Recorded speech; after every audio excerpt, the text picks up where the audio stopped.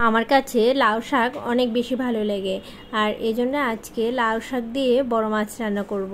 আর এই রান্নাটা কিন্তু আমাদের বাসার সবাই অনেক বেশি পছন্দ করে, কারণ এটা আমার ননদের থেকে আমি শিখেছি। আমার শ্বশুরবাড়ির এলাকায় এই খাবারটা খুবই জনপ্রিয়, মাছ মাংসের থেকে কোনো অংশে কম না। আমি এখন মাছে হলুদ, লবণ আর ধনিয়া গুঁড়া দিয়ে ভালোভাবে মেখে তারপর একটু বেশি করে ভেজে নিব, কারণ স্বাভাবিক আমরা যে তরকারিতে যেভাবে মাছ ভাজি তার থেকে একটু বেশি ভাজতে হবে, যেহেতু শাক দিয়ে রান্না করব।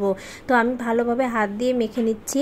অনেকেই কিন্তু মাছ ভাজি করার সময় একটু শুকনো মরিচের গুঁড়া দেয়, কিন্তু আমি এমনিতেই দিলাম না, কারণ শুকনো মরিচের গুঁড়াটা যত কম খাওয়া যাবে ততই ভালো।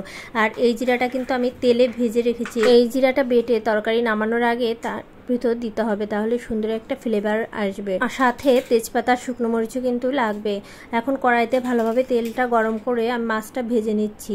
মাছটা কিন্তু শাক দিয়ে রান্না করলে ভেঙে দিব, তাহলে স্বাদটারও বেশি ভালো লাগে আমার কাছে।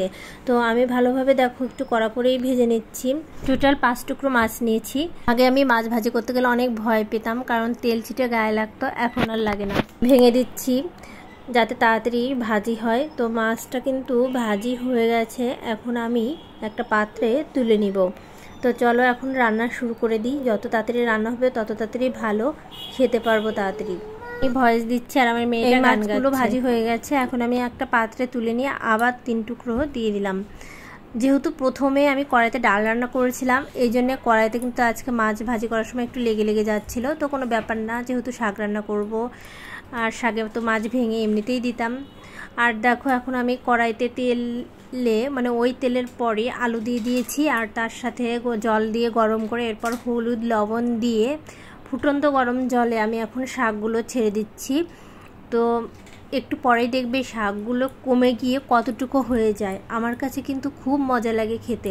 আমার তো মনে হচ্ছে আমি এখনই ভাত নিয়ে রেডি হয়ে যাই, একটু পর মানে শাক হলেই আমি খাবো। সাথে কিন্তু কাঁচামরিচ দিলাম, আমি কোনো রকম শুকনো মরিচ ব্যবহার করিনি।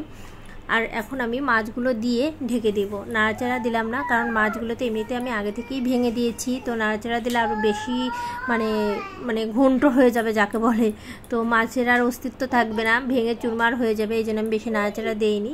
তো দেখো আমার তরকারিটা কিন্তু রান্না প্রায় হয়ে গেছে, এখন শুধু সোমবার দেওয়াটা বাকি। আমি সোমবারে দিয়েছি হলো শুকনো মরিচ, তেজপাতা আর জিরা। তো এইটা দিয়ে এখন আমি শাকটা ঢেলে দিয়েছি। তো আমার তরকারিটা কিন্তু হয়ে গেছে। তার আগে আমি এখন নামানোর আগে এখন জিরা বাটা, ওই যে জিরা বাটাটা ছিল না, ওই জিরা বাটাটা আমি এখন এর ভেতর দিয়ে দিচ্ছি, মানে তেলের জিরা ভেজে ওই জিরাটা বেটে তারপর। তো এই দেখো আমার ফাইনাল লুক কেমন হয়েছে আমার তরকারিটা, অবশ্যই কিন্তু তোমরা ছোট্ট একটি কমেন্ট করে জানিয়ে যাবে। তো এখন আমি গরম ভাতের সাথে খাবো। টাটা।